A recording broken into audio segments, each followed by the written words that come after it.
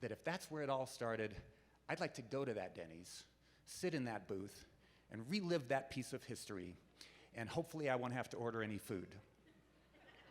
Well, sadly, the restaurant is no longer there. It's now a gas station, which was, coincidentally, its nickname while it was still the Denny's.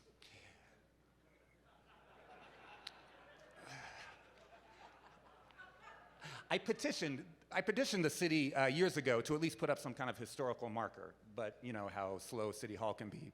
So as a temporary marker, I visited the gas station's restroom and carved "Kim was here" in the stall. You're welcome.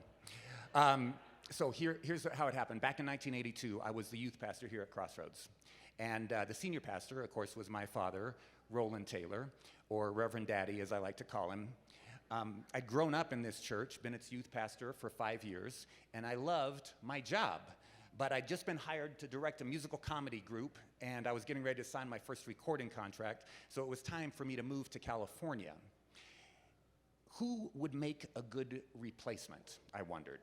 So I prayed about it, and I'm still not exactly sure how these things worked, but it seemed like the Spirit was prompting me to contact Kim. Now, going way back, I first met Kim in high school concert band. I was the third chair trombone player, an instrument I'd picked up a few years earlier because I was told it was a great way to meet girls. Kim was the band's first chair drummer, and Sheryl, even though she was an accomplished pianist, for some reason, she was also in the drum section, which I could never understand. It's like, Sheryl, you're a musician. Why do you want to play the drums? But I specifically remember from my third chair vantage point that I would look over to the drum section, and Kim and Sheryl were always like cracking each other up and goofing around and laughing. And I remember thinking I was kind of jealous because they were having way more fun than the rest of us in that band. Well, of course, we all know that Kim and Sheryl went on to get married, and Kim became a celebrated DJ at KWBI Radio here in Denver. And he also worked at the Ark bookstore, if you remember that. Is that still, the Ark bookstore still there? God rest its soul. And I'd heard that he also had a part-time role as a youth pastor and choir director at a relatively new church in Denver called the People's Church. So I contacted Kim, and I asked if we could meet. And the biggest mystery to me was, like, was Denny's my idea or was it his idea? Because I don't remember being that fond of Denny's. Maybe I was thinking, you know, maybe this would be like a good character test. Like if he's up for meeting me at Denny's, then he's up for anything, even working with junior hires.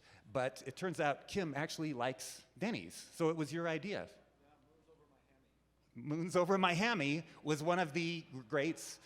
They still have the Grand Slam breakfast. It's no longer $1.99, but it's still a great bargain, evidently. So we met. And the specifics of the meeting have gotten a little fuzzy for me, so I called Kim yesterday just to confirm the details, because I was curious how I even brought up the topic to him of what I was going to ask him.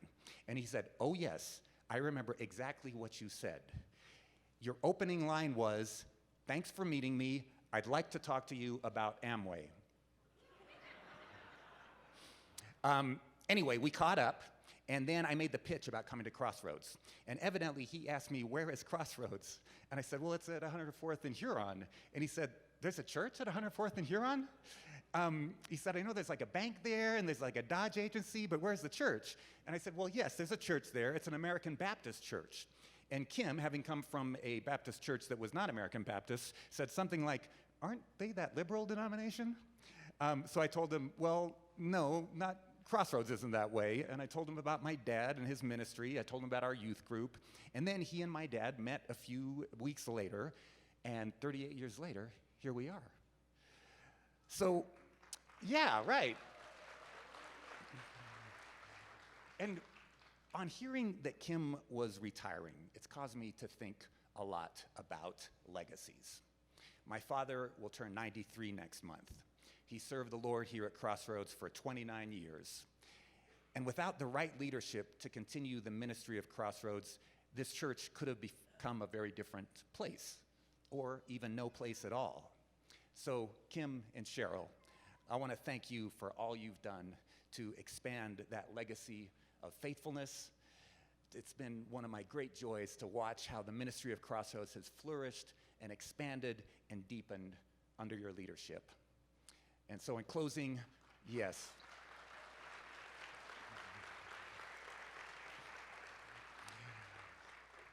In closing, I never thought I'd say this, but thanks be to God for Denny's.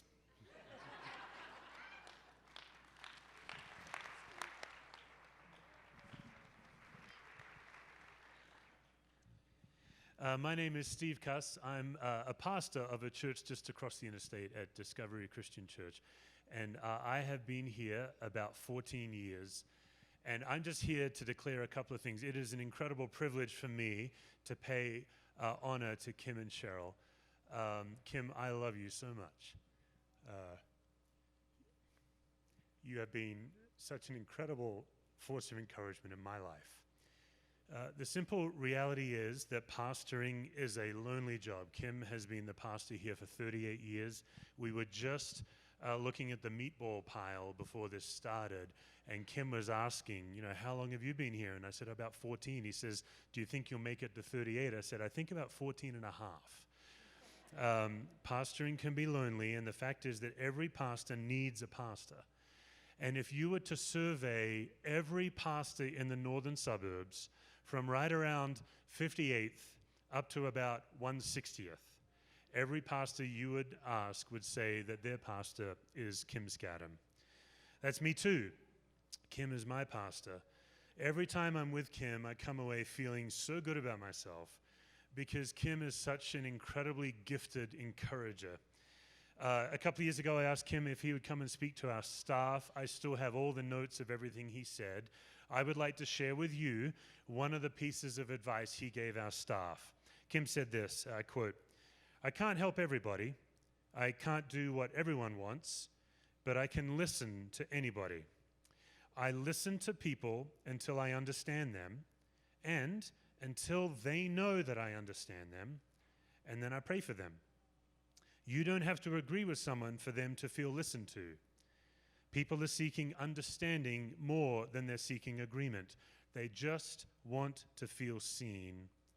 If someone feels understood by you, they often feel loved. I think that's why I feel so encouraged when I'm with Kim, because I feel seen. And that's a powerful thing.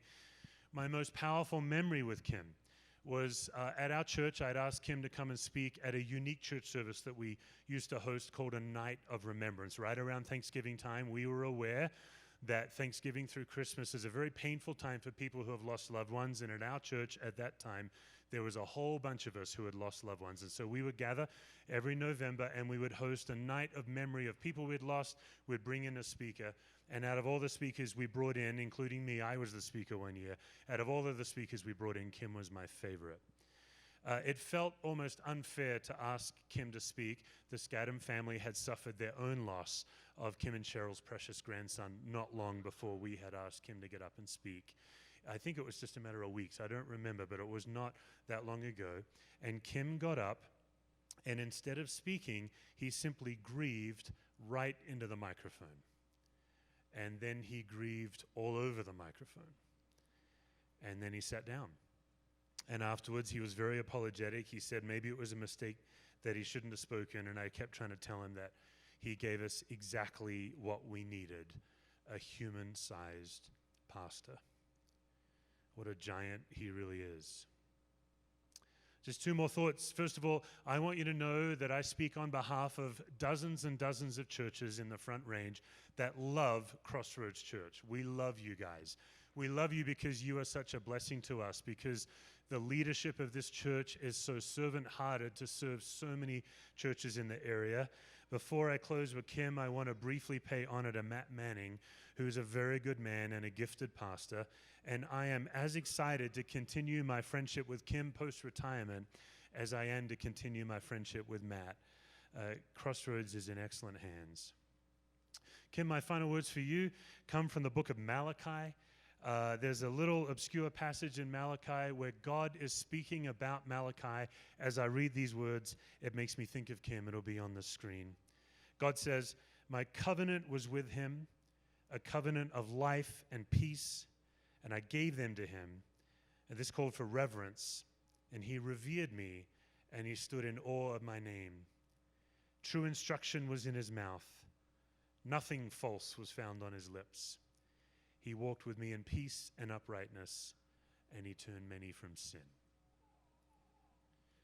I'd like to draw attention to the video screen as we look at a video montage, just as you would after someone is deceased.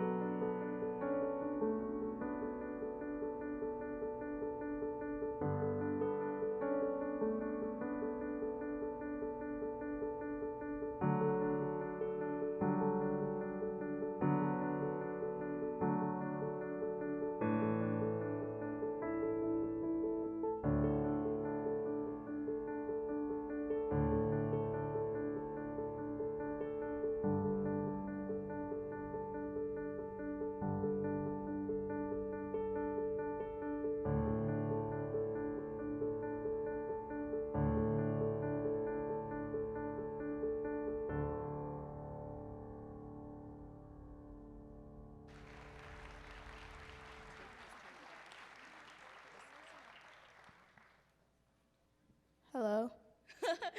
I'm the youngest. My name is Destiny. So I will be going first. Helping out on the presentation that we put together had made my heart heavy, going through several photos of our childhood into our adult years now.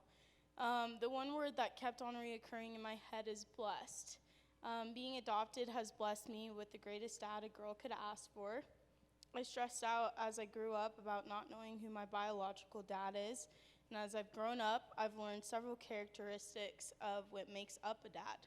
Someone who challenges you in your faith, is humble, helps you grow as an individual, and someone who loves you in ways you can't fathom. It's also someone who takes you on adventures or dates. Favorite memory, hands down, were the daddy-daughter dances and the camping trips through the church until I eventually grew out of them. But every time we went, I was reminded of my beauty, happy to spend hours with my dad, enjoying the company of one another. I love you,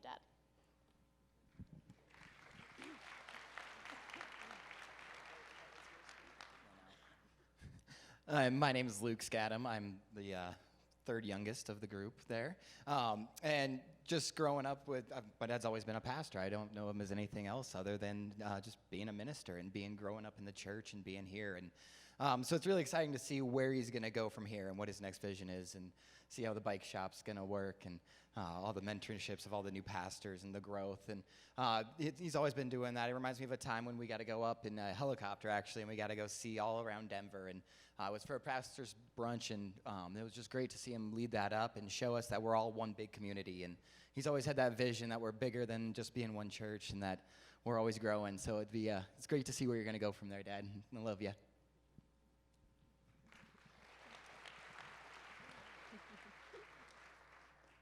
Hi, my name is Ashley, and I'm the third youngest/oldest, right in the middle. And it's such an honor to be able to speak today as we all celebrate my dad's retirement. I wanted to take this time to just highlight some of my memories of being a PK, which means pastor's kids, for those of you who don't know. And it's also a title that I've always proudly held. I've had the privilege of passing many milestones while growing up in the church, from being dedicated at the Northglenn campus by Pastor Roland Taylor, who's here earlier, to being baptized by my dad when I was at the age of 6, getting to be an honorary member of the Upward Bound choir that my dad led and going on those tours. Those are all just some of the memories that I have from growing up within the church. Another fun one that I like to point out is just growing up as a PK, you spend a lot of time in the church building. And growing up at the Northglenn campus, there's many memories of me and my siblings and friends playing laser tag, hide and seek, running around, racing around all through the church. And what child wouldn't want a whole campus building to yourself as your playground? Fast forward to adulthood, I don't know of too many girls who have had the honor of having their dad not only walk them down the aisle, but also marry them at their wedding, other than Lindsay. It happened to her too. I wouldn't have imagined it any other way. So thank you, Dada. I'm proud of you. And I've said it before, and I will say it over and over again. I hope just to be just like you when I grow up. I love you.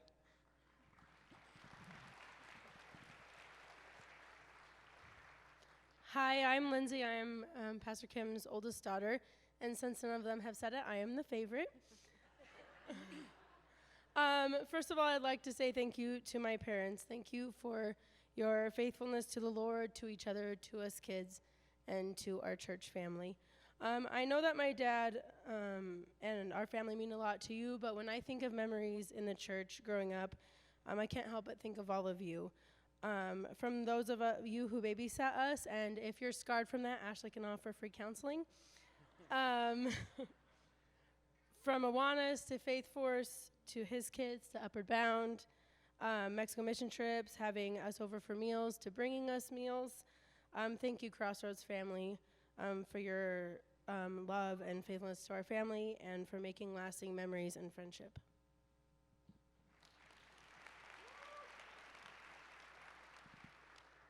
And I'm Paul Skattum. I'm the oldest and actual favorite. You can prove it by the video that played earlier. I'm the first baby. It's okay. So I just want to say a few words about the church and my dad, and just how amazing and inspiring as a kid growing up in this life it has been for us. We have had the opportunity to go to some amazing places, to meet some of the most amazing people in this church, and to truly learn how to be God-fearing, God-loving children because of the church's dedication and because of our dad. He has inspired us. He's inspired me personally to public speak more, to want to be in front of people and to give them better opportunities to learn, get information, and kind of move on in their life, having a little more grasp. And my dad's leadership has just constantly inspired us as kids and given us a path and a hope for the future to go out and be great siblings to each other and great family members as a whole. Thank you.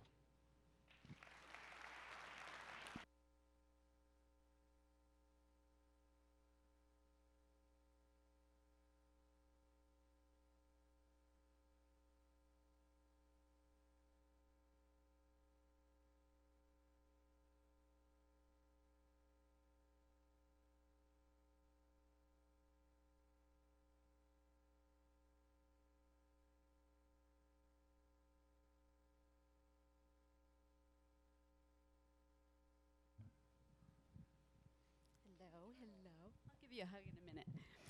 Good afternoon. My name is Carol Dodge, and I thank you all for inviting me here today to speak in celebration of Pastor Kim Skattum and his lovely wife, Sheryl.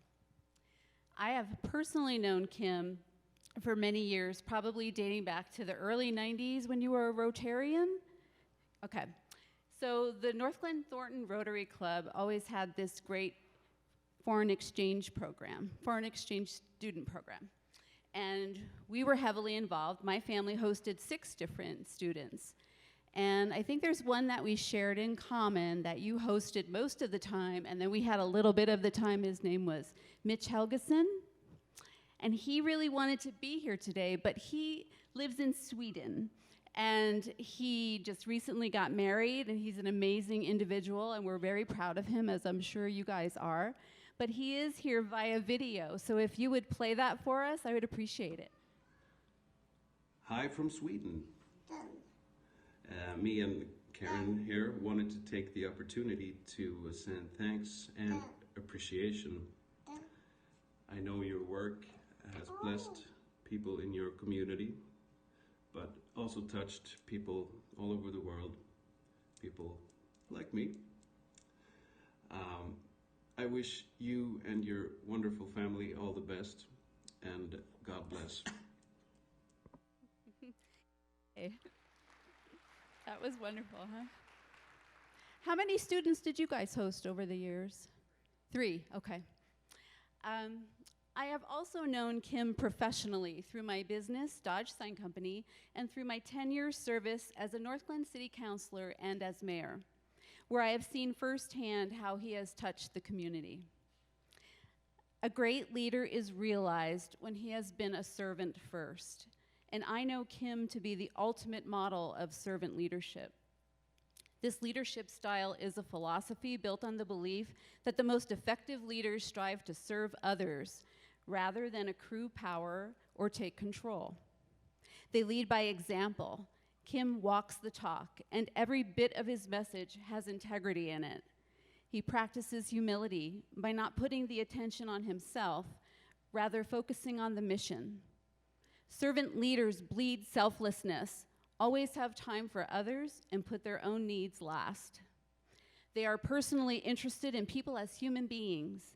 Kim is a people person, showing compassion for others, allowing him to see through others' lenses to realize the bigger picture. He truly leads with his heart. Kim also demonstrates these further traits of a servant leader. He provides positive recognition and plays cheerleader. He shows mutual respect and trust. He is always smiling and has a certain positive attitude. He lights up a room, and we want to be around him. He inspires others and models the way. People watch him to see how he behaves as a leader and an individual. Servant leaders work to build a strong community, and Kim excels at this. He has built relationships within his congregation and the community to work together toward the same goals. These characteristics of his leadership style have greatly impressed me over the years, and I strive to practice this in my own life. He has taught me to choose a path of peace, happiness, and enlightenment, to dream greater dreams and inspire me to do better. It has truly been an honor to know you, Kim, and your entire family all these years. Thank you for your many partnerships in the community, which only help to enrich all of our lives. You are truly one of a kind, and I thank you for the amazing gifts you share with us. And my husband also thanks you, even though he could not be here today. Thank you for your friendship most of all.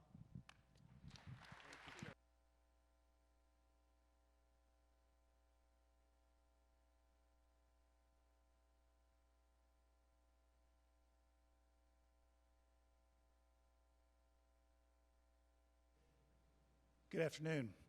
Surprisingly, my name is Steve Van Ostran. I'm Executive Minister of the American Baptist Churches of the Rocky Mountains, that liberal group that Kim asked about a few years ago. I had nothing to do with getting Kim here, but Kim had a lot to do with bringing me here. He was co-chair of the search committee that 12 years ago brought me here as Executive Minister for the American Baptist Churches of the Rocky Mountains. And while we are a mainline denomination, the reality is that the American Baptist churches are really a small family. And so for some years before I came here, I'd been hearing about Kim and the work he had been doing. So I was excited to get to meet him, and even more excited to get to know him during the last 12 years. One of the things that I truly appreciate about Kim is that these last 20 some odd years have been rather difficult in the area of church life, and especially in denominational work, but really in all of Christendom. There have been some rather divisive issues, divisive ideas flowing around, and not only in our society, but really creating a lot of division in the church. Kim's wisdom, Kim's leadership, Kim's non-anxious presence has kept a lot of people at the table who otherwise would have not been a part of the family. And Kim, I really appreciate you for your leadership in that. And I also appreciate you because you may have noticed when Kim first began talking about a transition plan, he wasn't talking about retirement. He was talking about a transition in ministry. And you'll hear about some of those later. But one of the things that I'm truly appreciative of is Kim has agreed to continue to work with us at the region as a pastor to pastors. Just like Steve Cuss was saying that he has done for the pastors here in the northern area, he's going to be doing some of that, and is already doing some of that with our pastors in Colorado and Wyoming and New Mexico. And I really, really, really appreciate that. So I'm honored to be here today just to share a little bit about the things that I appreciate about Kim, but I'm also honored because I get to share it with a little different love language. On the table, you'll see a stained glass piece of artwork that the region had commissioned a few years ago for our retiring pastors, and we presented this to a few pastors, but no one more deserving than you. You have been a shepherd to these people, and you continue to be a shepherd to these people. And you've been a shepherd to me, and I trust that you will continue to be a shepherd to me. And so thank you on behalf of the denomination. But I also get to represent you all and present Kim with this check of money that you have raised to support his other venture in his transition in ministry, More Better Bikes. And so this is a promise of a check. I do want to see you try to put this in the bank. But More Better Bikes, a check for $12,000 to continue that ministry. So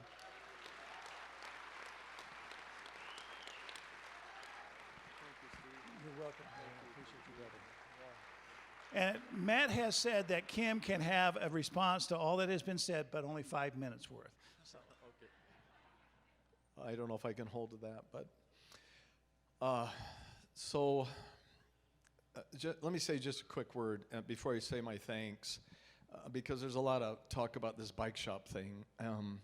About 4 years ago, I started really being interested in bike mechanic. I just wanted to do something that was different than what I did in ministry, and you know, I talked to a lot of people and try to help a lot of people, and I would always go home, you know, exhausted, wondering if I made any difference.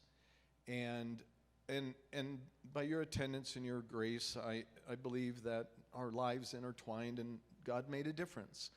But I also know that when I would go home and I could work on a bike, whereas I couldn't maybe fix your issue or your marriage or the struggles that you went through, I could actually put my hands on a bike after I learned how it worked and fix it, and that felt good.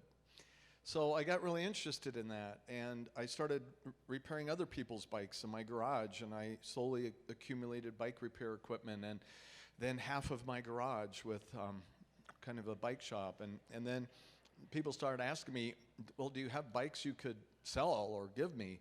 And I didn't really, so I went to pawn shops and thrift stores, and I bought bikes, and only good frame bikes, you know, good ones that would last. And I brought them home, and I put good components on it and tuned it up, and I'd give them to people that needed bikes, and that kept growing. And then it got overwhelming, and I couldn't keep up with the demand and what people wanted. I still had a full-time job here, and so I met a guy named Saul at another bike shop where I actually got taught mechanic skills. And he was 15 years old, and he rides a two-wheel bike on one wheel almost always. One wheel's up in the air and one is on the ground. And I thought, man, this kid is good. And I learned he was an amazing bike mechanic. And so I said, hey, I have a little bike shop in my garage. Would you like to see it? So he came over, and we started talking. And I looked at him. I said, man, I'm getting behind on repairing these bikes. Is there I thought there was somebody coming to pull me out. To help me. I'm like talking too long. And I said, would you be willing to help me? I'll pay you. And he says, you'd pay me to do something I love? And I said, yeah, I'll pay you the amazing amount of $11 an hour. And he said, okay. So that was 2 years ago in November. And he helped me kind of get caught up, but then things just kept getting more and more, and more people needing bikes, and we kept repairing bikes and giving bikes away and selling them cheap, because our philosophy is that no one should not be able to ride a bike because of cost. And so one thing led to another, and I finally had to move out of my garage in order to stay married. And so somebody donated nearly $8,000 for me to get a kit to build a shed in my backyard, a single-car garage shed, and to put beautiful glass doors on the front of it. And that's now what we end up calling More Better Bikes. And well, actually, at this hour, the three guys that I now have working for me, not the 5 or 6 volunteer young men that are working in the shop, they aren't here, but my 3 bike mechanics are here, and I'd like you 3 guys to come up, and I'd like this crowd to meet you. So I want you to meet the 3 guys that work in my bike shop.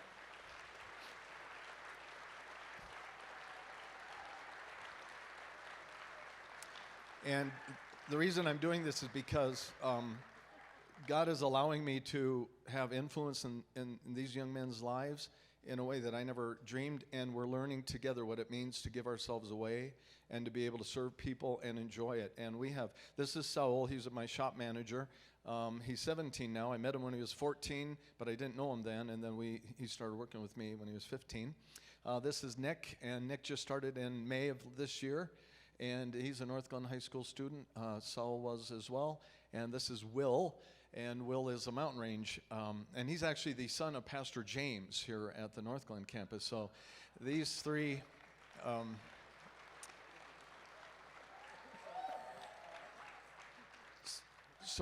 just to kind of full disclosure, so Sheryl and I kind of bankroll the bike shop. It costs us about $2,000 a month to run the bike shop, to pay these guys and buy bike parts and tools. And so when Matt told me they were going to do this for this retirement celebration, I was so grateful. And I can't tell you, this money is going to be used for good causes. We give bikes away to, the other day we were at the shop on Friday, and gosh. You want to tell the story? Yeah. Okay, so there's this couple that goes to our bike shop, but their names are Manny and Joseph. And it turns out it was Joseph's birthday. So I thought, hey, it's his birthday, let's go buy him a cake. And this couple are homeless people, so they're out and about and camping and stuff. And sometimes people don't really think about them. So I thought, let's show them that somebody cares about them, and let's go get them a cake. So I went and got a cake and everything. So sure enough, they show up to the bike shop, and then we all kind of just went out and sang him happy birthday, and he started crying, but that was, because we love them, and the bike shop is more than just the bike shop. It's about loving people and giving love. You see, working on a bike feels good because you get things done and you can see how it works. But then giving that bike away to somebody who needs it, it's oh man, that's all I need.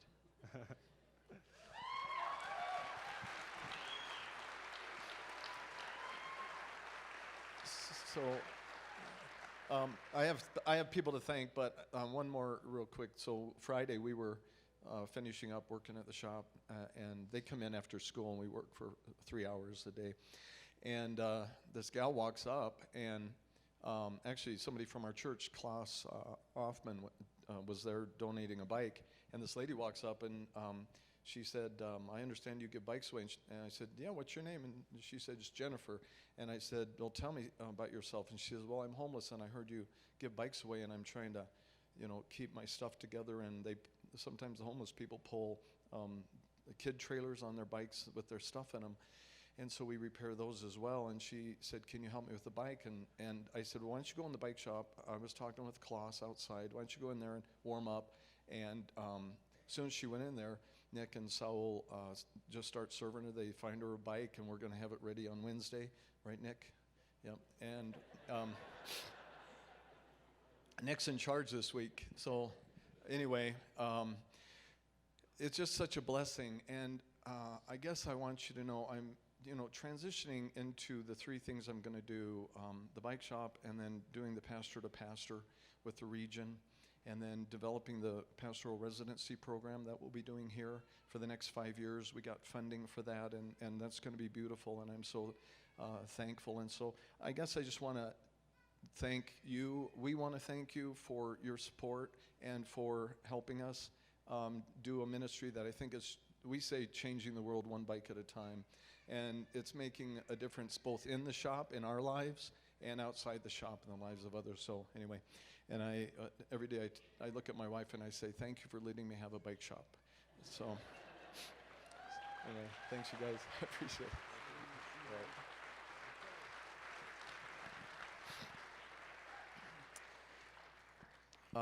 Yeah, so I'm retiring into those three things, which will keep me busy. My wife is great support and still teaches school, which is good because if retirement, the whole funding thing, financially trying to do retirement doesn't go so well. I figured she could work during the summers, and weekends. So. Barista on the weekends, and during the summer I notice RTD needs drivers, so I have so much gratitude for this church. You absolutely changed my life.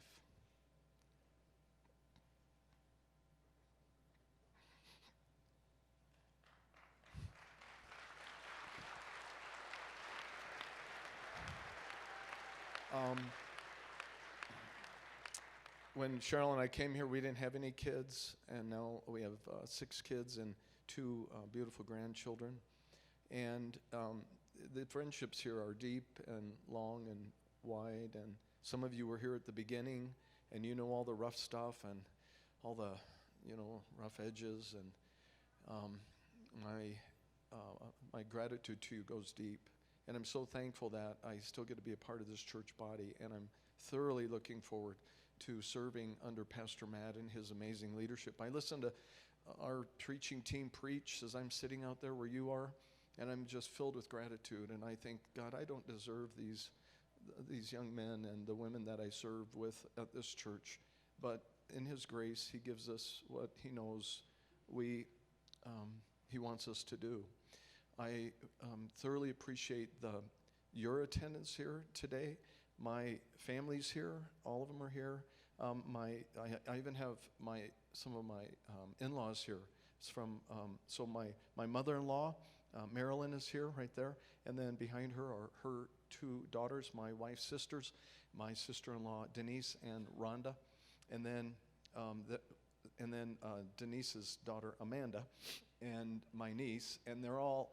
So one of them is a cat lady, and all 4 of them are from Texas. So does that answer your question? And I love them all, and they came to honor me, and I'm just so thankful. And Roland and Gail Taylor, our founding pastor-ish, he came after the interim, the short interim. Our first full-time senior pastor was here at the last hour, as well as his wife Gail and their family, and I can't express my gratitude enough for the foundation upon which I got to build, the strong foundation he built, and in many ways against all odds, so this church would have the strong Orthodox foundation it is still building on. And Pastor Matt's just going to build on that because he's committed to God and loves Jesus and his word. I would also like to thank the three people, for fear of leaving anyone out, but this whole party just happened around me. It was amazing. I was just told when to be here and where to stand. Which thrills my wife to be able to sit here in front of you. She was so happy when she walked in and saw two chairs up here, and someone said, "Go sit in one of them."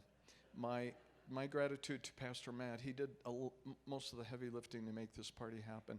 My gratitude to Melissa McKelvey, who put all of the beautiful food and everything you're experiencing party-wise together. So Melissa, thank you. And my gratitude to Michelle Gerbrandt and her deep and heavy lifting work. And the team. All of the staff are here, and they're all wearing More Better Bike shirts. And I thank you, even though I know you have to be here. I read the emails that Pastor Matt sent you saying, be here and wear the shirt. Well, thank you, and it's a joy and an honor to serve with you. And for fear of leaving anyone out, I just need to say how grateful I am to my wife. There were times,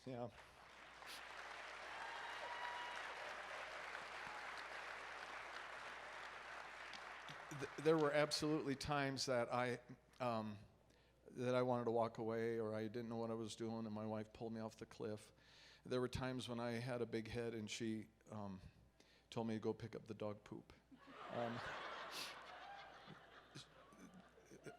And she never felt like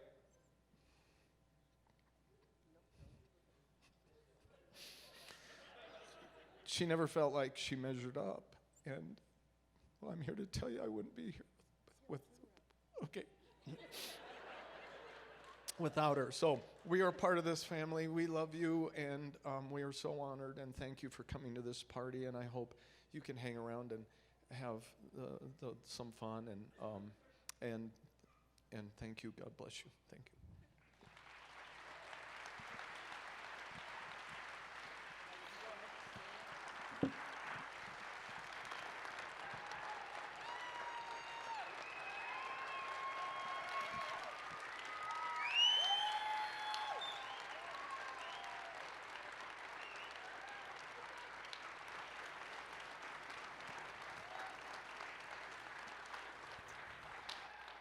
Well, in the scriptures, it tells us that those who serve us well, particularly in ministry, that we are to give them honor. And so we have the opportunity and the ability to honor you today. We are so thankful for all the years that you've given to us, that we are better because of it. You have shared the gospel of Jesus with us, and it is such a privilege to be able to honor you two both today. So thank you for that. Can we give them one more applause?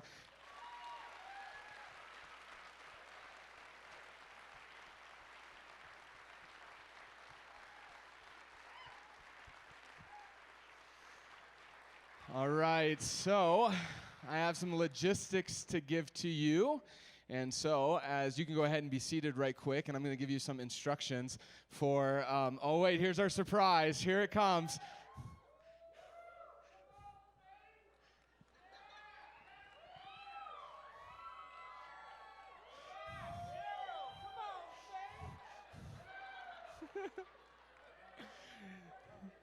So these two bikes here that are rolling around are limited edition New Belgium bikes that are not supposed to be sold, but we got our hands on a couple, and so we wanted to give you and Sheryl each a bike. I know you have some room in your garage now, and so these are yours to have. So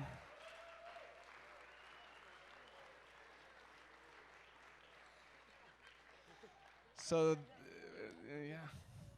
So this is from the staff to you guys, so you can ride them down to Denver and back. There you go. So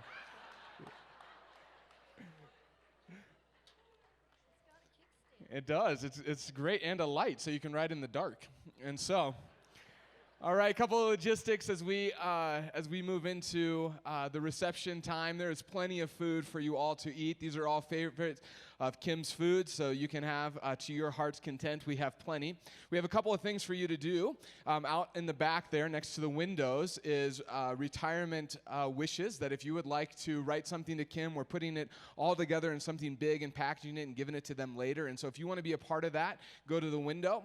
Down the children's area, we have a video set up with Pastor Tim, and we've created a Facebook page celebrating Pastor Kim. And so if you have the opportunity and want to give a video thanks, you can go down that hallway, and they'll film you and put that on Facebook for us all to share. And then finally, we're going to have a reception line. And so if you would like to shake the legend's hands, this is the way it's going to work. And so we're going to line up at these stairs, all right? We're going to go out this door, down the hallway, and then back out this door here, all right? And so if you want to be a part of shaking their hands and saying thanks, we'd invite you to line up over there. A couple of things about that. We have about 60 minutes left before we're going to have to move you on so that we have one more party yet. So I need your thanks to be quick. And just in case it's not, I want you to know that there's going to be a big guy named Steve Shireman standing up with them.